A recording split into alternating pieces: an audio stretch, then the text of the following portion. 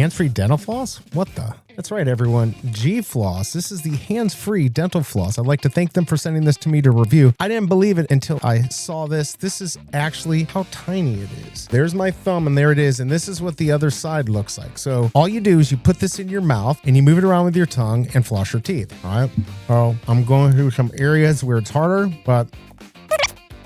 And it didn't break. I put it through a couple teeth that I know that were bad. I'll tell you what, I really think this would be a good idea for if I'm out eating steak. I'm always trying to figure out how to get that steak out without being rude. Just pop one of these in. Now, it is made safely. It has holes in it. So if you were to accidentally swallow it, you're going to be able to breathe. And they made it so it can be detectable by X-ray. I don't think it's going to be a problem, although I would be careful with kids. This is an adult item here. You get 40 of these in the bag. This does really well on Amazon. It gets 4.3 stars, has over 507 reviews, and last month just the 40 pack sold 4,000 of these. So people are liking them. I'm not seeing them getting returned. I'm impressed. Even with how small it is, I had no clue if this would work or not. I hope this review helps, and I'll see you next time.